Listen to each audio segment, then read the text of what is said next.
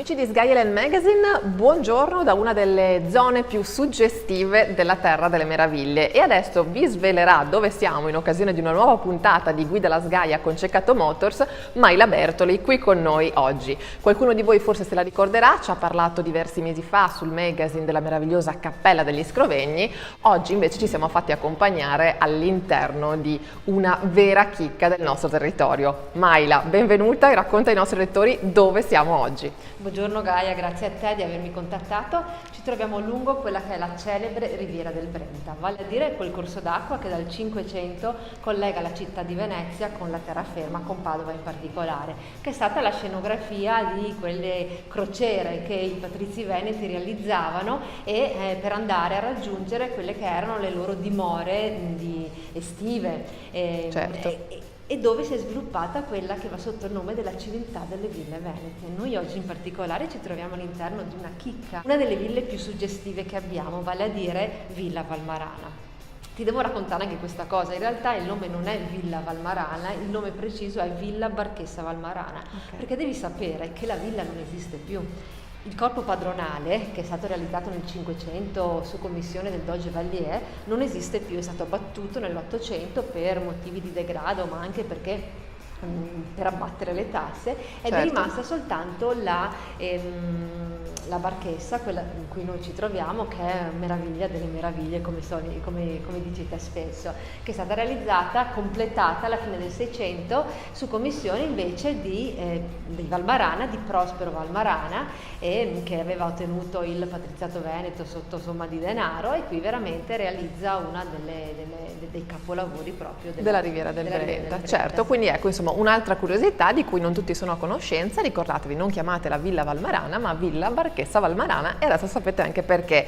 Una piccola curiosità per me invece, alle mie spalle vedo, correggimi se sbaglio, quelli che si chiamano due capricci. Bravissima, il termine è proprio capricci, che sono rappresentazioni che tu trovavi molto spesso all'interno delle ville venete, che hanno proprio dei leitmotiv. Questo in particolare, il capriccio, è una rappresentazione di paesaggi fantasiosi che non esistono nella realtà, ma che erano molto molto amati, assieme poi anche a figure mitologiche e anche a simboliche come la fame e la gloria, che ritornano molto molto spesso, e anche in particolare la rappresentazione proprio dei titolari, dei padroni di casa. Certo, ecco, mi sono tolta anche questa curiosità, e allora spostiamoci negli altri ambienti perché meritano davvero che ve li mostriamo. Ci troviamo all'interno di quella che è la sala della glorificazione della famiglia Valmarana, sala in cui si tenevano queste grandi feste organizzate da Prospero e dalla sua consorte, che erano conosciute in tutto il Veneto. Pensa che addirittura duravano una settimana intera e venivano poi i grandi patrizi dell'epoca, venivano qua per festeggiare. Tradizione che è rimasta ancora adesso in un certo senso. Sì, perché la civiltà della Villa Veneta, questo è il bello, la civiltà delle Ville Venete non si è fermato, anche noi oggi stiamo segnando un capitolo, e in particolare Villa Valmarana, Villa Barchessa Valmarana porta avanti questa tradizione delle grandi feste, perché qui si svolgono matrimoni, si svolgono eventi molto importanti, quindi diciamo è molto conosciuta ancora per questo motivo qua, e si presta anche per questi spazi molto ampi. Certo. Intorno a noi invece vedi quella che è una decorazione tra le più belle che abbiamo lungo la Riviera del Brenta, a mio avviso. Sopra di noi, se venite, mi raccomando, venite a fare un giro e guardate quello che vi trovate davanti agli occhi. Abbiamo la rappresentazione della glorificazione dei Valmarani, in particolare Prospero con la fiera al suo fianco, con abiti militari, perché lui era proprio al servizio della Serenissima, e tutto intorno abbiamo poi quelle figure che sono simboliche, quindi abbiamo la fama, la gloria, e attenzione, abbiamo un personaggio particolare che contestualizza anche la villa lungo la Riviera del Brenta. Abbiamo la rappresentazione della Brenta, e attenzione, se voi passate e la guardate negli occhi vi accorgete che lei vi segue con lo sguardo e anche con il busto. Questa è la cosa tipica di Giambattista Tiepolo, ed è questo che fa presumere che l'abbia realizzata lui questa.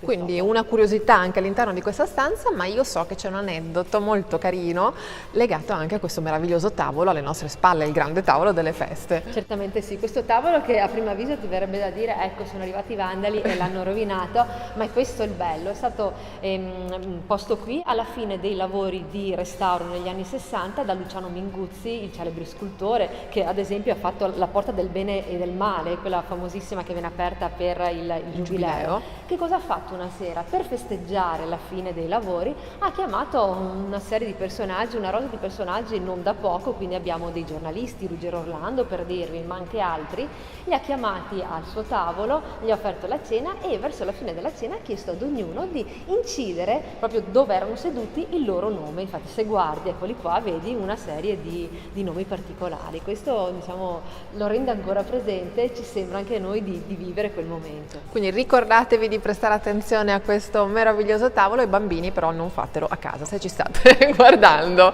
Spostiamoci perché in realtà voglio saperne qualcosa di più in merito alla leggenda di cui mi hai accennato, ma lo vediamo da un'altra stanza. Questa invece è la sala delle arti e la musica che tu senti intorno ci riporta ad una leggenda, perché come tutte le ville e i castelli che si rispettino, anche questa ha la sua storia e il suo mistero. Devi sapere che qui, all'epoca proprio di Prospero Valmarana, c'era una certa Lucietta Lucetta che era follemente innamorata di un certo Vandier che si trovava, che abitava nella villa di fronte, e ogni notte lei andava a trovarsi, era durante uno dei grandi ricevimenti, fu avvelenata e morì. E da allora si dice che qualsiasi strumento che tu porti dentro la villa si scorda e perde proprio il suo suono suave e bello. Terminiamo, dico purtroppo, la nostra visita a Villa Barchessa Valmarana visitando anche gli spazi esterni meravigliosi. Come vedete dalle immagini anche la barchessa. E Maila, cos'altro dire degli spazi esterni? Tipico della Villa Veneta era avere proprio anche questo parco, questo giardino che permetteva ai patrizi veneti di fare quello che nelle caldi strette non riuscivano a fare. In particolare qui a Villa Valmarana, se venite nella stagione giusta, troverete il giardino all'italiana, il giardino all'inglese e poi, chicca delle chicche, questo rosetto che è anche rinomato perché dà colore a questa meraviglia che è già di suo uno spettacolo. Che dire Maila se non ringraziarti, ci auguriamo che molti di voi si siano incuriositi e abbiano voglia di venire così come ho fatto io a vedere Villa Barchessa Valmarana, quindi dalla Riviera del Brenta, ciao e alla prossima puntata di Guida alla Sgaia con Ceccato Motors. Ciao Maila, ciao a tutti!